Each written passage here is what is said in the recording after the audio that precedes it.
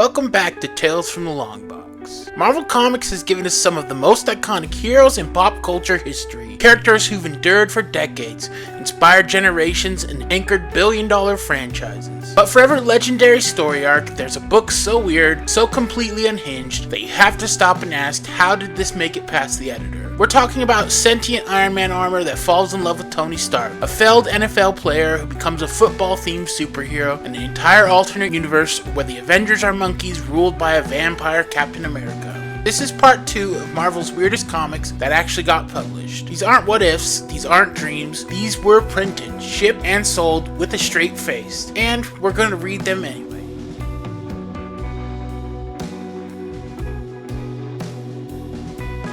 Marvel Apes. Yes, this was real, and yes, it was bananas. You know how Marvel Zombies was dark, funny, grotesque, and somehow worked? Well, someone at Marvel decided after hearing a fan shout the idea at Joe Quesada during a panel that they would make this idea a reality.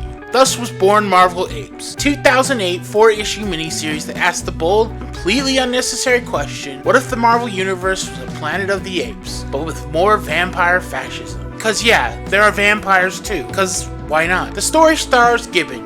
Yes, the same Gibbon, the walking loser that Spider-Man once humiliated in the 70s, whose life has collapsed into a pile of broken dreams and jungle fur. After losing his wife, Princess Python, Gibbon answers a low-rent science ad in the Daily Bugle posted by Fiona Fitzhugh, a hyper-cheerful multiverse nerd who somehow trusts the sad, shirtless animal.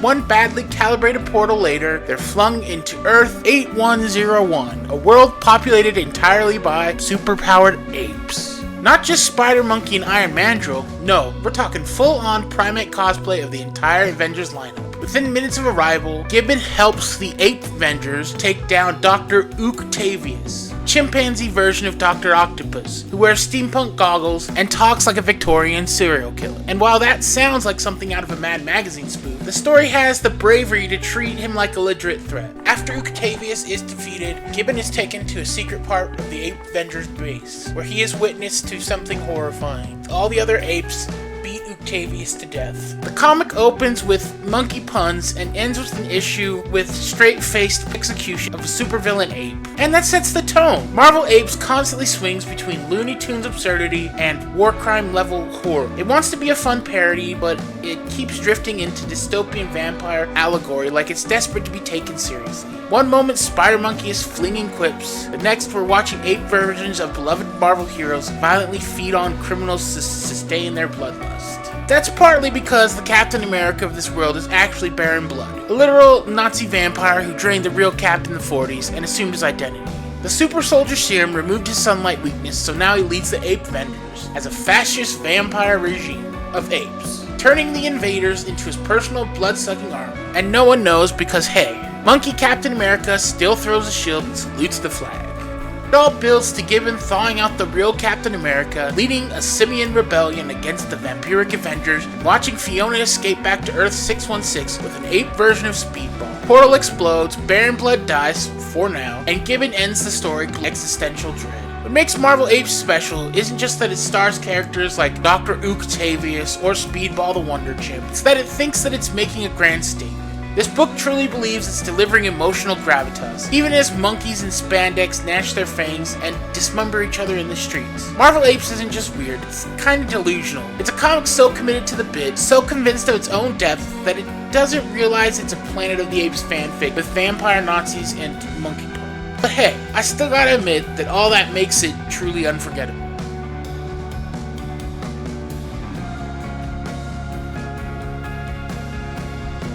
Fantastic Force is Marvel's mid-90s attempt at a Fantastic Four spin-off that somehow managed to be both forgettable and ridiculously complicated. The series lasted 18 issues from late 94 to early 96, selling around 33,000 copies a month. Not exactly blockbuster numbers. It even got revived for a miniseries in 2009 with a completely new team. I'm not really sure why though. The whole thing started because rumors spread that the Fantastic Four was getting cancelled and replaced by Fantastic Force. The rumors were false, but Marvel's editor-in-chief at that time, Tom DeFalco, decided, hey, since everyone's talking about it, let's actually make that comic. Smart move, I guess. After a messy start with creative differences, Tom Brevoort took over writing while Dante Bastiani handled the art and cover. When it finally launched, it wasn't a replacement, but a spin-off. Except, it feels like it was trying way too hard to be its own thing without much connection to the Fantastic Four. Team lineup? Brace yourself. Psylord, Franklin Richards, a team with mind powers, and of course, psyched psycho armor. Antara, Franklin's aunt from some alternate future, who sings a scythe and opens portals, but somehow also wears a skirt that makes zero sense for fighting. Vibraxis, a Wakandan vibratory force generator with the personality of a racist jerk. And Devlor, an Inhuman who's basically a shy teenager that turns into a big hairy ape monster. Black Panther unofficially funded the team and dropped by sometimes. A Human Torch briefly became the team leader for a few issues. Huntara eventually left to another dimension, and She-Hulk stepped in because you always need more gamma-powered muscle. Here's the kicker. This comic is an absolute mess if you don't already know every obscure Fantastic Four and Inhuman subplot from the past year. Most of the first issue is spent explaining who's who and why they matter. Spoiler, nobody really does. Except maybe Vibraxis, who's basically Marvel's biggest jerk, and somehow even manages to outjerk Quicksilver and even US Agent. His blatant dismissiveness towards anyone not Wakandan has some seriously questionable vibes. But hey, it was the 90s. Franklin's character is the only one that's kind of interesting, mostly because he's not the annoying forever 5-year-old version everyone hates. The rest? Big cliches that try to pretend they grow on you after a few dozen issues. But honestly, you're probably better off just reading something else. Costume-wise, Fantastic Four is a 90s fever dream. Franklin rocks a headband and psycho armor with spiked shoulder pads. Tara's got spikes, pouches, and a gun holster she never uses. Plus, again, that baffling skirt. Vibraxis wears a bizarre suit with tubes running from his ribs to his thighs and gold-plated torso pads that make no sense. Devlor is the lone minimalist with just a belt and pouches. Looked like he wandered out of a 70s Jack Kirby comic. Oh, and the cover? Holofoil wraparound, because what 90s comic would be complete with the most obnoxious gimmick cover of all time?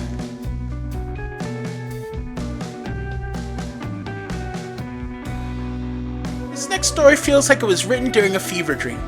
And not just because Wolverine spends half of it tripping out on weaponized jungle-grown booger sugar. What begins as a gritty jungle survival story quickly melts into full-on cosmic horror, Cold War weirdness, and Nazi-punching hallucinations before introducing a deviant bioweapon that grew out of the soil and hijacked an illegal export crop to infect humanity.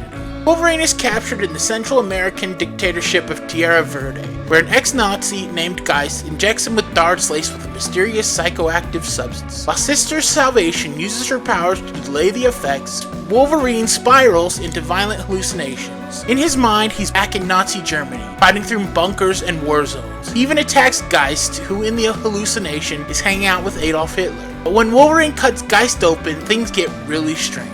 Spilling out of Geist's body isn't blood, but spore, an ancient sentient biological weapon created eons ago by the Deviants to fight the Eternals. The Celestials deemed it too unstable and wiped it out, or so they thought. What was left of Spore lay dormant in the soil until a coca crop was planted in that same earth. That crop got processed, distributed, and sold to the world, and carrying fragments of Spore with it. Most human bodies rejected it, but Wolverine, with his healing factor, became the perfect host. Yes, Wolverine almost becomes the avatar of a cosmic fungus that hitchhiked its way into his bloodstream via a chemically enhanced jungle export. Let's just say this isn't your average ride on the white pony, unless your usual dealer is a deviant warlord and your trip ends with punching spectral Nazis. This isn't played for laughs, it's treated as a deadly serious Marvel cosmic threat.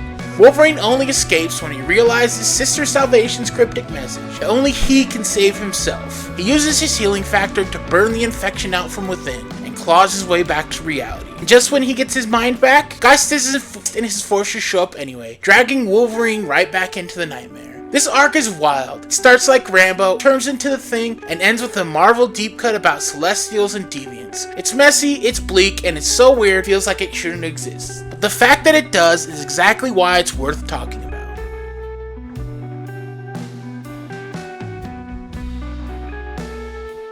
This next one is all about when Iron Man's armor fell in love with him. Yes, this actually happened. In what can only be described as a perfect storm of late 90s comic madness and Joe Quesada running out of ideas, Iron Man's newest armor develops sentience. And surprise, surprise, it falls in love with Tony Stark. Yeah, that's the story. Somehow, whether it's thanks to a baffling mix of AI, tech, lightning strike from Whiplash, and the looming Y2K apocalypse, the suit wakes up, develops feelings, and promptly decides Tony is its person. no one really knows how it makes sense, but that's never stopped comics before. This 5-issue saga, beginning with Invincible Iron Man number 26, quickly devolves into one of the most bizarre soap operas Marvel has ever published. Armor takes Tony Stark hostage inside his own body because controlling the suit is basically controlling Tony.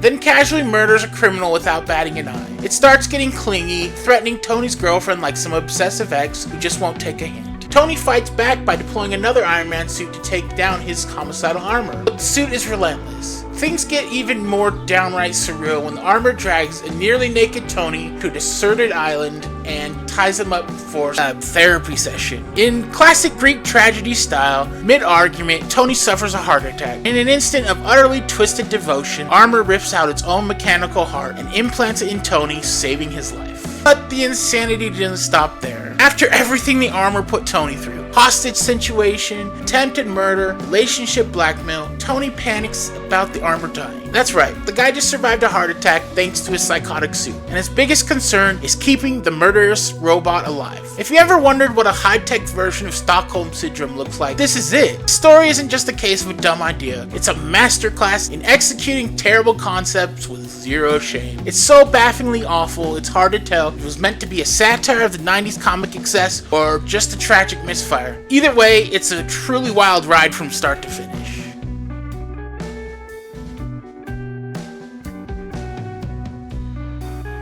And last, but certainly not least, is NFL SuperPro. There are bad comics, there are weird comics, and then there's NFL SuperPro, the only Marvel superhero based on an entire sports league.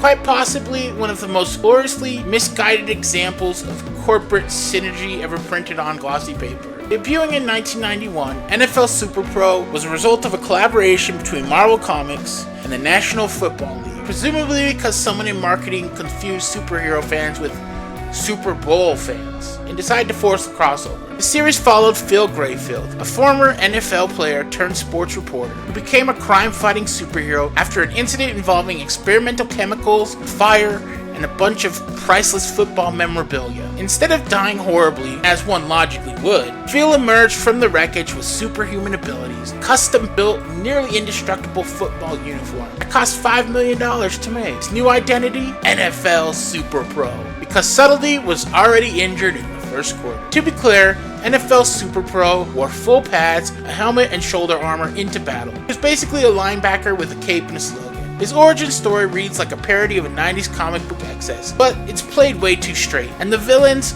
Oh, the villains. SuperPro squared off against some real winners. First off, we had Quick Kid, a disgraced field goal kicker turned ninja assassin. Instant Replay, who could time travel, of course. And Sanction, the main baddie and crime boss who just bought some really expensive, stupid armor that didn't hold together well at all. Each of them sounds like a throwaway joke from a rejected SNL sketch, and yet they were printed in actual Marvel comics, with actual money. Spider-Man shows up in issue number 1, presumably to give this thing legitimacy, and Captain America appears in issue number 8, likely as punishment. The series lasted 12 issues, somehow, but never recovered from the fact that its writer, Fabian Nicieza, has publicly admitted that he only did it to get free NFL tickets. And to be honest, I guess that's fair. After 4 issues, he bailed, handing the series to Buzz Dixon, whose tenure was short-lived due to a massive controversy. One issue depicted Hopi characters as villains, sparking outrage and forcing Marvel to recall the comic. At that point, even the most delusional marketing executive had to realize that dressing a man in a football gear and calling it a superhero wasn't just absurd, it was a liability. NFL SuperPro hasn't really been seen since. Robert Kirkman once tried to use him in a Marvel team-up, but was reportedly blocked over NFL copyright issues, which is probably for the best. This wasn't just a bad idea, this was a time capsule of everything wrong with early 90s comics. Forced synergy, clunky one-liners, corporate interference, and a desperate belief that any idea, no matter how ridiculous, could be saved with pouches and shoulder pads. NFL SuperPro is remembered, not because it was good, but because it was so spectacularly not. Comics so out of bounds, it got sacked by history for halftime. So there you have another round of Marvel's weirdest, most baffling comics. Stories where logic takes a back seat, tone careens off a cliff, and someone in editorial clearly just said, yeah, sure, print it. We saw Iron Man get stalked by his own armor, a universe of vampire apes, football-themed vigilante created solely to sell NFL merchandise, and a fight between Wolverine and a drug monster. And the best part? We've only scratched the surface. Marvel has decades of weird left to go. So if you thought this was the bottom of the barrel, good news. The barrel's almost infinite. Let me know which ones I missed, which ones traumatized you, and which ones you would like to see in part 3. Because I think we're gonna keep going until Marvel stops being weird. So basically we could probably go on forever. Thanks so much for watching, and as always, I'll catch you in the next one.